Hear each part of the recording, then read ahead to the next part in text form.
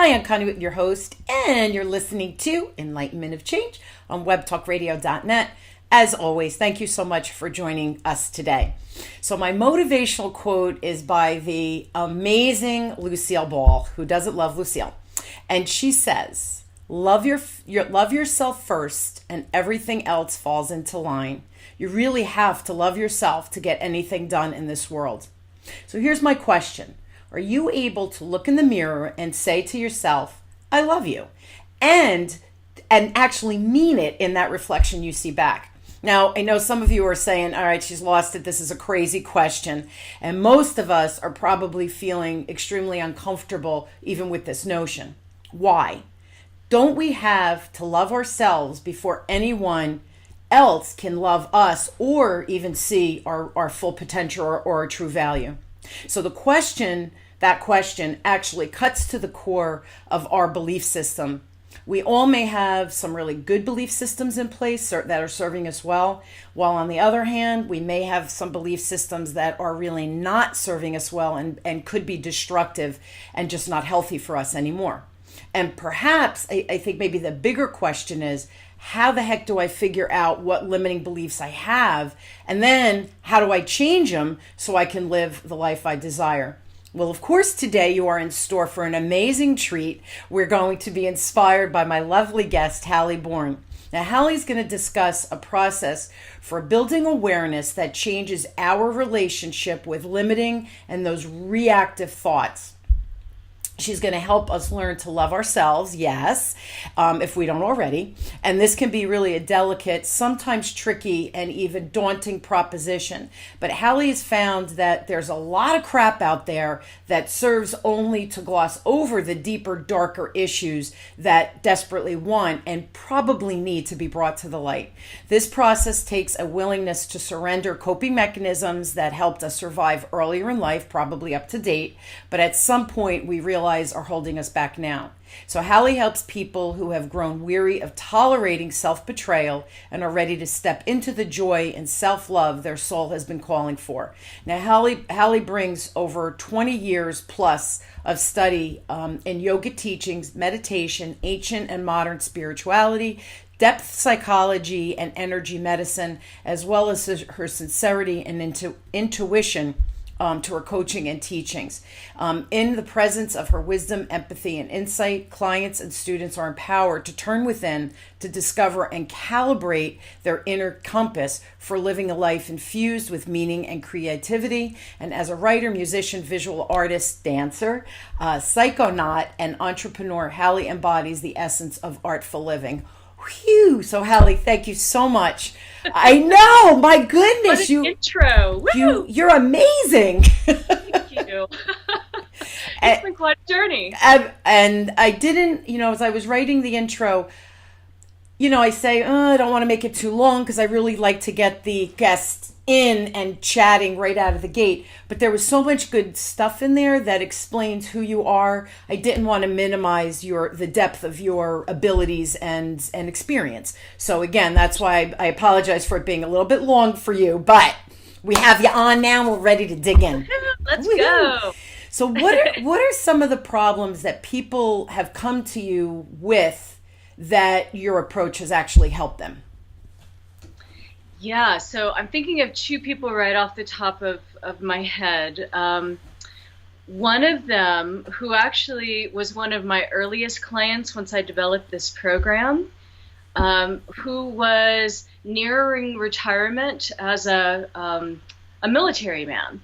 And he was an officer at this point, was very successful in his career, had been married to the same woman for a long time, but just felt like he was filled with anxiety. Like he was always kind of managing everyone else while feeling like it was never good enough. So it was really cool because, you would think someone in the military, they're taught to compartmentalize, right? And be in control. So that they can, exactly, yeah, because you have to control your emotions in these very dangerous situations. And this program really helps to move things out of those compartments so we can look at them directly. And so kind of taking him from this place where it was very necessary that he cope in this particular way, and into another place where he could cope in a broader, more direct way. It was really neat to see him become calmer, become more aware, be able to deal with people who were problematic and troublesome in his job, deal with them with more love and compassion. It was extraordinary. It was really lovely watching him turn the lights on to shift out of something that was necessary and worked well for him earlier in his career, but as he's moving into retirement, found that he wanted to be in a different place. Good self-awareness on his part, right? Oh, yeah, right? Exactly. And that's what's required for people who want this. Like, they get to some place inside themselves where it doesn't feel good anymore. It doesn't feel like this is working anymore. And they want to have more control over their own emotional life. So on that note, the other woman that comes to mind, she was in her mid to late 60s, had retired 4 or 5 months earlier, and was trying to figure out what was next for her. And she also found that she'd had kind of this low-level depression her whole life. Now, she wasn't clinically depressed, but just, kind of life had been gray throughout her entire life. And there was an underlying emotional issue of just not trusting anyone. And she suspects that there was some early trauma that she hasn't remembered or really gotten with at this point. And so we were working really to help her move into a place where she's kind of pulling off the covering and the veils in order to see life with more love and more joy. And she also really wanted a relationship, but knew that until she really dealt with her trust issues, that this relationship was never going to happen for her. So similarly, going through these techniques covered in this process, the client is led to look at their thoughts in a different way. So it really is, let's see, how do I describe this? It's kind of looking at how to listen to the voice of the ego and what it's saying to you versus listening to the higher self, the wiser, more spiritual part of us that is more mature than the ego. And the ego tells us a lot of crap just to kind of help us get through things, but it's not necessarily true. Whereas the higher self has a particular feeling in the body. So I've been watching her, we're actually still working together. I've been watching her kind of unfurl, the way a flower is closed when it's nighttime, and watching her just kind of open up and see herself in a new light. You can point to yourself in the mirror over and over and over again. Hey, you're cool. I like you. You're awesome. But if it's not grounded in the way you feel, that's never going to work. But to really be able to, close your eyes, go inside, and connect with that wisdom, it changes everything forever. And I love that you picked two very different profiles or clients to describe to the listeners, because the woman who's now retired, I get that, right? Now it's time to self-reflect. I'm not running, I'm not paying bills, I'm not worrying about family and all these other pressures, right? That now I can self-reflect. So that one, to me, intuitively makes sense. I get it.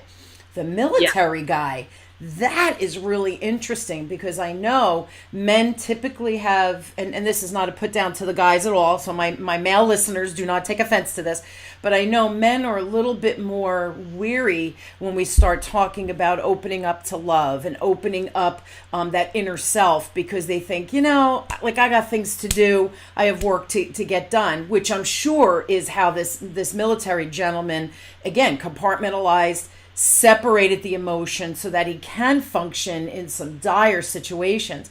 And now to come out and say, well, wait a minute, I kind of think I want to do some of that inner work. Kudos to him. Kudos. I can't even imagine how deeply buried some of his beliefs probably were too when you were working with him, right, Halle? I would think, just because of that type of a job, being in the military, that environment, you push it down, you push it down, you push it down. Right. Kudos to him. That's an amazing story. Yeah, and he said lots of wonderful things about his experience, but the thing that really drove it home to me was that I ran into his wife probably 3 months after he had finished the program with me, and she had this really like bright, crystally look in her eyes, and she said, "He is so different." Wow. Yeah, That's the way we huge. relate is so different. That's And huge. she's also military. Wow. So that's really huge for her to see. Well, she probably would be able to see the change even more than yourself because she's military too. So that's a huge paradigm shift of how we think and believe. I think that just a great story. And I think for people listening, sometimes, Halle, that's not going to work for me. And now you have, for me, what I'm thinking when you look at the pendulum of people that you're able to help, he would be one of the more extreme types of individuals that I would say, yeah, that's going to take a lot of work to move him into that kind of balanced frame of reference, right? So, kudos again. And what makes your program different from these other approaches to have such tremendous breakthroughs? Yeah. Oh, I love that you asked that question. Um, So I feel like a lot of people come into meditation with this idea that you have to clear your mind. And so if you feel like you have a really busy mind, it's already not for you. And I do feel like a lot of approaches kind of go under that auspice where, you're going to move into a vegetative, blissful state. And for a lot of us, that seems impossible, right? Uh-huh. Yeah. And I think especially for very intelligent people who rely on their minds for their work, Hmm. it seems, well, what good is that going to do me to clear my mind? I don't really want to clear my mind. I need my mind, right? So the approach that I bring to this really comes from 5,000 years of proven experience through the yogic sages. And that is where we're developing a part of our minds called the observer. And this part of us helps us to kind of move back from the emotionality and reactivity of whatever situation we're dealing with, even if it's like past and subconscious situations, right? It helps us move back so that we can see the reality, so see things as they really are, and be able to then choose how we're going to think about something. So this program helps people to look at the ego and understand the negative messaging that is like a pattern, while also starting to, by grounding in the body and the breath, start hearing the voice of the soul, to listen to that higher, wiser part of ourselves. And, most of the time we're just reacting to the ego. It says, you suck, or God, why did you say that? You always say crap like that. Hmm. Whatever. There's always this, because the mind is always commenting. So when we learn how to watch the thoughts and change our relationship with the thoughts by managing the stress responses in the body and the breath, that too changes everything forever, and it changes the way we react to all situations. Which is, That's always coming back, telling us we're not good enough, right enough, well enough, whatever. yeah, I call it the negative record player, and we all have it. We all have those negative, recurring and deeply rooted recurring thoughts. So That's now, right. when you started talking about meditation, and my mind is constantly firing, so I do meditate. Some days I do it much better than other days, and I try not to judge it. It just is what it is, depending on the day I had, or what's going on in my life, projects, etc. So when you said that for the person who relies on their brain or their mind, from a job perspective, it's much harder again to shut it off. So your meditation isn't really meditation. Did I understand that correctly? Oh no, it's really meditation.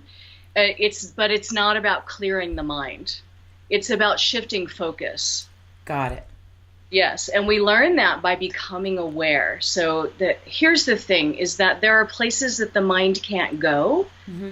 And so we learn how to let the mind recede. So it really is just about, like let's say that you're always looking in this direction, so it's kind of a monofocus. Mm-hmm. And all of a sudden you realize you can also see over here. Mm-hmm. That's the idea. So we're shifting from thinking into feeling. And we do that through beginning to recognize the biofeedback of the body. We also learn how to breathe in a way that we can tune into that voice, where quiet happens naturally, but it's not because we're not thinking, and it's not because we've cleared the mind. It's because we're paying attention to something specific. Which, see, now that makes sense to me, because now you're telling my brain, no, don't turn off and don't empty out, because that's really hard to do. Instead, you're giving it a different focus, which I think is what the natural instinct of the brain or the mind is, to focus on something. So now you give me something to focus on, and then I could deep dive from there. That just made so much sense to me, how you just explained that. So yeah, that's beautiful. Now I know also with your meditation, you help people to love themselves, and this is a big one, Halle, because people are angry. But I think they're angry outwardly, but I think because we're so angry with ourselves, whether we didn't accomplish whatever our issues, like you said, the crap, we all have crap. So how do you get them to love themselves through this process? Because I think that's amazing. Yeah, well, it's a kind of magic, and it really comes from the strength of the techniques. That's super simple.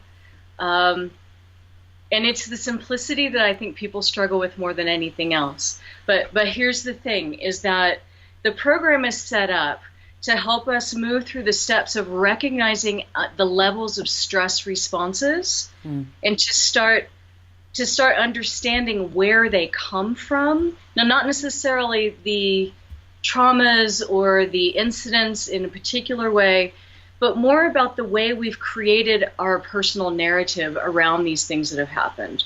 You know, the ways that we talk about ourselves and to ourselves. And when we start recognizing the way everyday situations trigger these responses, and we're able to look at them directly in the moment, and for instance, so let's say someone at the grocery store tells me to get out of the way. You know, I'm in their way, like they bump me with their cart or something. And instantly this triggers a particular emotional response, anger, and maybe even fear that I'm somehow unsafe at the grocery store. Sure. And in the moment I recognize, oh, that's happening. Right now I'm really angry, and I'm about to say something to them. And I realize, because I've been doing this work, that this is a particular way I was treated when I was a kid. And through that place, I developed this protective mechanism, which is very defensive. And I'm going to mouth off to anyone who says that to me. Now, this doesn't make me feel better. It makes the ego feel better, but it doesn't make me feel better as far as loving myself in that moment or being able to respond in a loving way. So I notice that's happening in the moment. I take a long, slow, deep breath. I shift away from the reactivity, and I let it go by letting the breath go. Does that make sense? It does. And everybody needs this. Oh my God. And it sounds impossible, right? It sounds like a lot of work. It does. But actually, these techniques teach us how to pay attention and recognize it as it's happening. And of course, the more you practice something, the better you get at it. Yeah, it's like anything else. It becomes a muscle memory, so that when you're in the supermarket, somebody bumps you, you immediately take a breath, versus who do you think you are? Watch where you're going, whatever the retaliatory type of response would be. I'm now shifting over to that breathing exercise, and hopefully to the point where I'm doing it without actually thinking about it, that I just go into it. That's the muscle memory. That's that practice, repetition gets us there. It's interesting, you laughed when I said everybody needs this, but you turn, Halle, you turn on the news, and who's fighting with who, and who ran who over, and who shot who, and then just in our government, the meanness, and I don't care what your political affiliation is, they're behaving poorly, and with such anger. What are we gaining from this?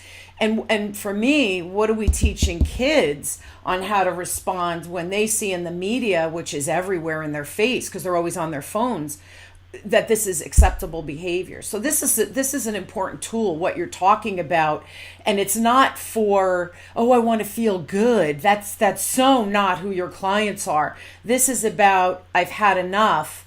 I need to take the bull by the horns and make a real change, not only for myself, my family, but I think what you're doing is really impacting the entire world, right? Oh, that's a wonderful way to say it. Yes, I see it that way because it really shifts the focus away from blaming other people for the way that we feel.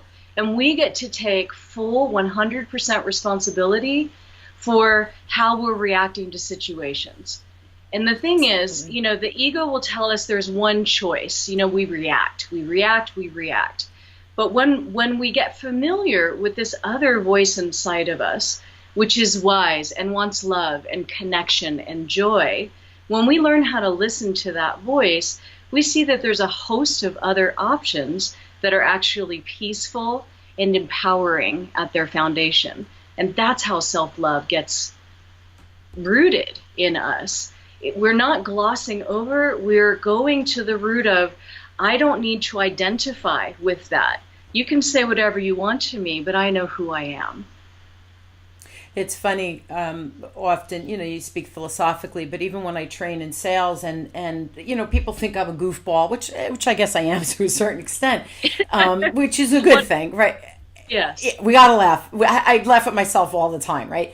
But I say there's actually two emotions that we feel. Fear, and that keeps us from truly helping our clients, right? Because if I'm fearful, I'm asking questions, I'm being pushy. If I make a recommendation, they think I'm being pushy. Well, at some point, you have to say, well, what is my job and how can I help this customer in front of me? You have to get past that fear. So what I say to people, there's only two emotions. You have fear and you have love. And I know that sounds so goofy in a corporate environment, but if you live and respond from fear that your customer is going to respond in a negative way, then you're not tapping into, hey, Mr. or Mrs. Customer, I love you, right? Without being too weird, but I love you enough and I love myself enough to do the right thing for you so that when you leave me, you're better off than when you first walked in to my space or my office or whatever it might be. So there's only two emotions, fear and love. And if you let fear win,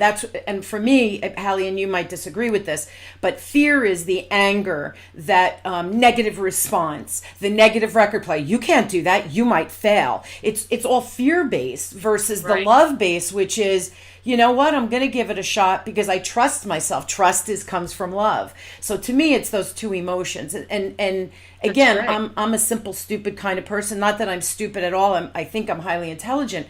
But if we can break things down like you described the meditation and simplify it, people go, oh, I could do that. And that's what I feel you're doing right with your program. And to me, fear and love, if I could break it down to those two emotions, I could see it clearly. I could choose to respond from a love standpoint versus that fear standpoint. I love that. That's beautifully said. Yes. Now, and on a philosophical level, you know, I would say that the clients that really succeed in this program are the ones who make a decision. Are you going to strengthen your ego or are you going to strengthen your spirit in this? Like what place do you want to live from? Mm-hmm. You know, and your idea about fear and love, I think are really similar to that because ego does really move from fear. It only wants to exist. It doesn't matter how it does that, right? So it identifies with things. So it's always about me, mm-hmm. and not necessarily in a great way. Although, you know, this is not to bash ego. It has its function. But when it's imbalanced, right, it takes us into, there's always this conversation of what does this have to do with me? How does it affect me? How can I be powerful and strong in this? What if I screw up? What if I'm not good enough? Someone else is always doing it better, right? There's this circle and cycle. Yeah. Whereas the spirit doesn't really care about any of that. The spirit cares about connection and love, right? The spirit cares about being in connection with life as it is, mm-hmm. and having close ties or having purpose, you know? So when we go into spirit, it's naturally quieter, right? So strengthening the ego or strengthening the spirit, there's a lot more success, love, joy, satisfaction when we're dwelling in spirit. Yeah. And you said that this is a 5,000-year-old practice, that you kind of took the essence of that and then brought it into a modern day environment, so that, because we still deal in reality, so you have to bring it into people's reality. So you again, you take this very ancient system that works, and you've modernized it, which I think is brilliant. Now, can you give everybody a sense? We have about 5 minutes left. So give us a sense of what's included in the program. And then again, what happens over the course of the 12 weeks working with you? Because I think when people can visualize using us, I don't mean that in a bad way, using us to within their life to create the change they're seeking, I think it makes it easier for people to jump on board or say, yes, this is for me. That makes sense for me right now. Right? Yeah. So 12 weeks. The actual program is only 9 weeks. So with the 12 weeks, we get a lot of space to customize what clients are learning in this program. So each session is an exchange, a dynamic exchange about new ideas and concepts that come from ancient teachings and practices. And then there's always a direct experience. So it's never just theoretical. It goes right into me guiding them into something so it makes sense right there. Mm-hmm. And then there are 3 professionally mastered audios that are included that allow people to work on this at home, to develop the awareness and the practices. And then each week we get to process, how's it going? What questions do you have? So those 12 weeks, and I feel like I'm kind of jumping around a little bit here, but in those 12 weeks, we get to explore new ideas, have a direct experience, and then be able to process questions and ideas that come from the practice itself, and then apply it. So this is where the coaching piece comes in, and then apply it directly to what it is they're struggling with. Oh, I have anxiety, or I have a problem with or addiction with food, or I feel like I'm not as happy as I could be, or insecure. And that's where the coaching comes in to really then apply these techniques to what people are trying to transform in their lives. So you're actually hands-on, helping them apply it in the real life situations. Because I like how you said initially, we deal with the ancient theory because we know that's grounded. It's factual, because it wouldn't have lasted 5,000 years if there wasn't substance, right? So yes, so we have to learn the theory. We have to understand the ego versus the spiritual perspective, all of that, right? There's learning in that. Then we have to I call it lifting it off the page, so that now I can take the theoretical information and actually apply it to my real life, because we deal in reality. And so we need to help people maneuver in their day-to-day life to make this part of their new paradigm, their new habit, their new way of thinking. And it takes work and practice. And I think the work is so exhilarating that it's not like work, it's work. Like, wow, look at the transformation. For myself, for my family, again, for the people I work with, all of those components. So it's this ripple effect after working with you, and we have that whole coaching piece as well as the audio and all of that. What do you think? And this, we're almost out of time, but what do you think in the way of the individual, and I'm going to use the word attitude. I dislike that word, but in the way of attitude, or where our mind is, that your clients need to be for them to actually be able to execute the program and come out the other side different, changed, and be able to sustain that, right? Yeah, I feel like we touched on this earlier, and this comes from just seeing it client after client after client. Yeah. Is they have inevitably gotten to some place inside themselves where they're tired of feeling the way they feel. And they're ready and willing to put in whatever it takes to make this happen. And so I feel like the underpinning of that is some part of their spirit has actually risen above the ego to say, it's time for you. It's time for you to be who you've been always meant to be, because you have so much power and you're wasting your time. You're wasting your time feeling badly about yourself. We need you, right? So it's almost like this broader perspective. And so the attitude is, I am willing to do whatever it takes, with facing my own fears, with realizing my own darkness, and let it come out so that I can finally be free of all of this. And those are the people who really practice, who put in the time every day. Sure. Yeah. And by the end of 12 weeks, they can see that they've changed their relationship to their thoughts. And because of that, they feel different. They feel lighter. They feel more empowered and more available to be creative and aware and happy and present for the people in their life that they care about. Sure, absolutely. Yeah. And we certainly want a life that's in flow, easy. And not that life should be easy, but if we're in flow, no matter what is thrown at us, tragedies, deaths, sicknesses, illnesses, whatever it is, we can rise to the occasion and respond from a place of love and integrity. Now, and then we'll wrap up, but was there a personal experience for yourself that has helped you create this approach? Because what do they say? The master of invention is because, like, I needed it, right? So I created it. Was there a sense of that for you as well? Oh, definitely. Yeah. And that's really where this program comes from, is it's the program I wish I'd had when I got started with this. Sure. So 25 years ago, after having had some abuse and trauma in my childhood, I had a near fatal car accident that broke both of my legs and my pelvis. And that was how I got into yoga. And really, that was an introduction into a lot of physical pain, compounded with the emotional pain I was already dealing with.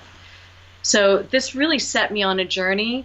My first yoga class, it was really, really hard physically because I'd only been walking, maybe a month at that point. Yeah, so everything hurt, but I noticed something changed in my mind.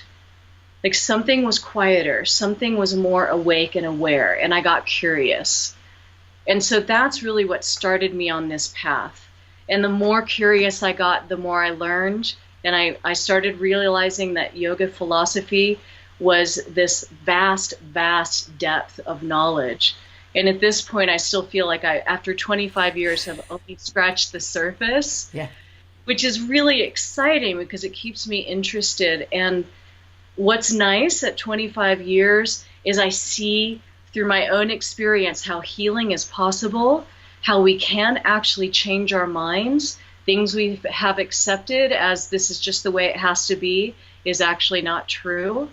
And that by developing this witness, we change everything forever. And we can actually be happy even when something challenging and terrible is going on.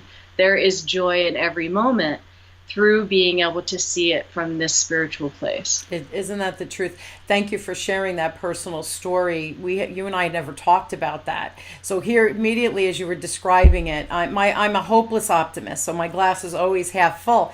But as you were describing it, I immediately thought, wow, that was a blessing. That almost fatal car accident was true, because that truly was turning point for you to enter yoga because out of need, right? To be able to move your body again, to strengthen it. And here you found a whole different, it was more than just body healing physically. It was body healing at the emotional, internal level. So what, yes. Again, you wonder, you just want, not that, you could go back in time, but had that not happened, maybe you would have ended up in a similar place. But that journey, I bet, would have been even more tragic or even harder, because when we don't learn our lessons, they become louder and harder on us. I have found through life, right? I think it was Oprah who said, the universe whispers, like, pay attention, and then we don't. And now it's yelling, pay attention, and we don't. And then it's doing, and that's what. Yeah. Beat the crap out of us. Yeah. So the fatal car accident or something, an illness or something tragic. And now you're saying, oh, I should have paid attention when it was maybe a little bit of a gentler nudge. So we're humans, and this is how we learn. Guys, we're out of time, but I do want to share Halle's website. So please, if you're interested in more information, go to halleborn.com. So it's HALLIB like boy, OURNE.com. And you do have a free gift link, right? If they go to... Yes. There's a 5 minutes to calm. It's a free audio and mini relaxation course that if they sign up on my website, it'll be delivered to their inbox directly. And it's a really wonderful, easy way to just start the process of relaxing from the inside out. Sure, and just get a feel of what it's all about. So check out, again, it's halleborn.com. I will post it on the Web Talk Radio Enlightenment of Change platform so everybody could find it easily, Halle, because a lot of people commute with us. They're commuting with us today, so they could find it with ease. And guys, if you need me, either with sales or leadership or anything from a business realm, or there's a topic that I haven't covered on the show that you think, wow, I wish she would cover this, just email me directly at Connie@whitmanassoc.com, and I will happily do the research and find an expert. I do know a lot of people around the world now, so I'm eager to bring even more experts in to help us with whatever our journey is at the time. So again, Connie@whitmanassoc.com. And don't forget, wisdomdecoded.com. My partner and I are still offering your free communication style assessment, your CSA, and you get a little report, and it just gives you some insight on how you approach things from a communication standpoint and how people perceive you. Again, it's free on wisdomdecoded.com. Again, right on that platform. Halle, thank you so much. Again, this is, I think, our second show, and every time I learn something new about you, but I just feel what you've created and what you're sharing with the world is desperately needed today with just everything that's going on with the anger. There's a lot of anger, and I think that's kind of sad.